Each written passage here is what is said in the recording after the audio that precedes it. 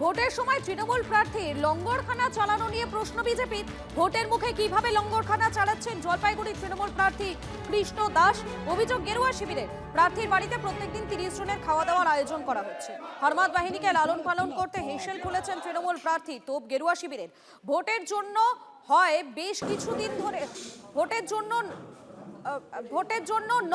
বেশ কিছুদিন ধরে বাড়িতে খাওয়া দাওয়ার এই আয়োজন করেছেন তিনি। পাল্টা দাবি কৃষ্ণ দাসের।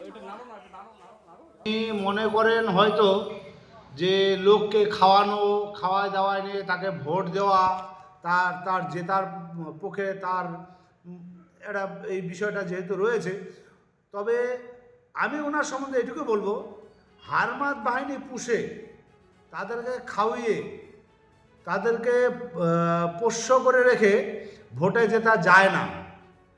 তৃণমূল যে কোনো গুন্ডা বাহিনী বা যে কোনো হারমাদ বাহিনীর নেতা নেত্রীকে টিকিট দিয়ে থাকুক, জনগণ তার সঠিক উত্তর দিবে। অনেক মানুষ আছে যাদের বাড়িঘর নেই, যাদের গার্জিয়ান নেই, তারা আমার বাড়িতে থাকে, খাওয়া দাওয়া করে প্রায় 50 জনের উপর। আর প্রচুর মানুষ আমার সঙ্গে দেখা করতে আসে, যেমন জলপাইগুড়ি জেলা তো বিভিন্ন প্রান্ত থেকে আসে, দার্জিলিং আসে, কুচবিহার থেকে আসে। এসব মানুষরা যাতে অনাহারে না যায়, এটা আমার 1 বছরের উপর হয়ে গেল আমি এইভাবে মানুষকে খাওয়াই। তার প্রমাণ যদি লাগে এসে দেখতে পারে যে কতদিন ধরে এরকম খাওয়ানো চলে।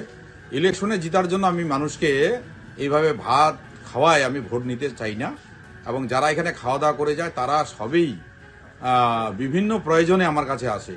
এখানে ভোটের প্রচারে বা ভোট করার জন্য ওরা আসে না। বিজেপির এই ধারণা এই কারণেই হয়, তারা নিজে অসাধু লোক।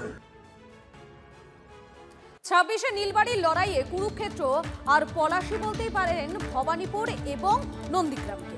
বিরোধী দলনেতা শুভেন্দু অধিকারী এবারে মুখ্যমন্ত্রীর বিরুদ্ধে লড়তে এসেছেন ভবানীপুরে। যে লড়াই যতটা না রাজনৈতিক, ঠিক ততটাই ব্যক্তিগত।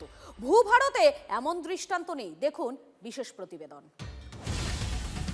বাংলার ভোটে বিজেপিকে বারবার রুখে দিয়ে তিনি দেশে দৃষ্টান্ত। I will win from Bhawanipur even there is a one vote.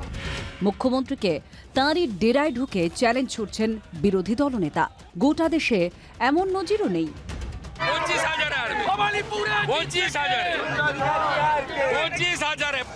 নন্দীগ্রামের জমি মমতা বন্দ্যোপাধ্যায়কে রাজনৈতিক জমি দিয়েছিল, তাই পরিবর্তনের 1 দশক ধরে নির্দ্বিধায় নন্দীগ্রামে লড়তে গিয়েছিলেন মমতা। কিন্তু সবক শেখাতে পারেননি প্রাক্তন সতীর্থকে। এখন হলদির ওপারে গেরুয়ার ছড়াছড়ি। সেখান থেকে ভবানীপুর কত দূর মেপে দেখেছেন শুভেন্দু। যারা রাম মন্দির প্রতিষ্ঠার দিন পার্ক সার্কাসে মিছিল করে, মানুষ তাদের বিনাশ চাইছে। हमारा खाली भवानीपुर नहीं है, हमारा 294 कॉन्स्टिट्यूंसी है और भवानीपुर इसको लीड करते हैं। ভবানীপুর তাঁর পাড়া, ঘরের মাঠ। তাও এই নির্বাচনে এসআইআর ভাবাচ্ছে ভবানীপুরের ঘরের মেয়েকে। ভ্যানিশ কুমার ভ্যানিশ করেছে ভোট। ভবানীপুরের জনবিন্যাস মিশ্র প্রকৃতির। বাঙালি হিন্দু, অবাঙালি হিন্দু, মুসলিম, শিখ, জৈন। ভোট রাজনীতির সোশ্যাল ইঞ্জিনিয়ারিং এর মাস্টার বিজেপি অঙ্ক কষছে দিদির পাড়া নিয়ে। তাদের ভাবনায় লোকসভার সময় ভবানীপুরের 8টা ওয়ার্ডের মধ্যে 5টাতে এগিয়ে থাকার অ্যাডভান্টেজ কিভাবে নেওয়া যায়। তার সঙ্গে পুরনো হিসাব এবার অদল বদল হবেই এসআইআর এর সৌজন্যে। সে কথা বিলক্ষণ জানেন 3 বারের মুখ্যমন্ত্রী। তাই প্রশাসনিক ব্যস্ততার ফাঁকেও দলের বিএলএদের নিয়ে জরুরি বৈঠক করেছেন। ভোট প্রচারে নামার আগে সেরেছেন দলীয় কর্মী সভা। প্রচারেও তার বারবার আসছে এসআইআর। মানুষের ভোটাধিকার কেড়ে নেওয়ার কোনো অধিকার ওদের নেই। এসআইআরই মনে রাখবেন ওদের শেষ করবে। দক্ষিণ কলকাতার কয়েকজন কেন সব ক্ষমতা কুক্ষিগত করে রাখবে? তৃণমূল ছাড়ার সময় এ কথায় বারবার বলতেন শুভেন্দু অধিকারী। এবার ঐতিহাসিক লড়াইয়ে তিনি নেমেছেন দক্ষিণ কলকাতার ময়দানে। 3 দফাতে 51,000 নাম বাদ গেছে। এই 51,000 ভুয়া ভোটের মালিক ছিলেন মমতা ব্যানার্জি। ব্যথাটাও জানি, যন্ত্রণাটাও জানি। নন্দীগ্রামের জমিতে নাকি হলদির জলের মতোই স্রোত বয়ে যায়। সেই স্রোতে কোন দলের বাঁধ যে ভাঙবে সে আন্দাজ পাওয়া মুশকিল। সেই নন্দীগ্রামে এবার পবিত্র কর তৃণমূলের প্রার্থী। শুভেন্দু যেমন দিদির হাতে তৈরি বলে পরিচিত ছিলেন, তেমনি পবিত্রর মেন্টর ছিলেন শুভেন্দু। কিন্তু গুরুমারা বিদ্যা কি পবিত্র রপ্ত করতে পেরেছেন? শুভেন্দু পেরেছেন। প্রমাণ 2021। মমতাও তা বিলক্ষণ বোঝেন। দুজনেই বোঝেন মাটির গন্ধ, তা নন্দীগ্রামের হোক বা ভবানীপুরের। তাই এবারের লড়াই সহজ নয় মোটেই। Bureau report, TV9 Bangla. দুয়ারে বঙ্গযুদ্ধ, প্রস্তুত সব পক্ষ, চড়ছে ভোট রাজনীতির উত্তাপ। কি ভাবছে বাংলার সাধারণ মানুষ?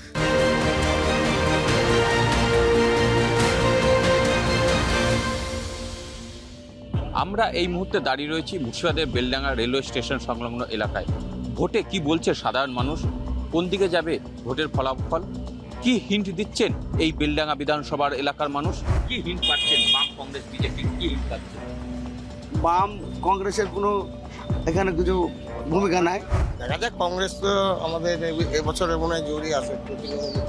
মুর্শিদাবাদের টিএমসি সবে অন্য কোনো দলে ভোট পড়বে না, মমতা ছাড়া কেউ পাবেও না। মানুষ সব সিদ্ধান্ত নিয়ে ফেলেছে, কে কাকে কি দেবে না দেবে, কে আসবে, কাকে ক্ষমতায় আনবে। জেলায় কাজ নাই, কাজ না করাইলে কাজ কি করে হবে? কাজ বন্ধ করছি, নিজে জব করে টাকা তুলে নিচ্ছি, তারা মেম্বাররা। মনে হচ্ছে তো টিএমসি জিতবে। পরিযায়ী শ্রমিকরা তো যা আছে এখন, যা আপনার লক্ষ্মীর ভান্ডার বাড়ি দিল, তারপরে আপনার যুব সাথী করে দিল, হ্যাঁ, মানে এ টু জেড দিদি দিচ্ছে, বুঝলেন তো।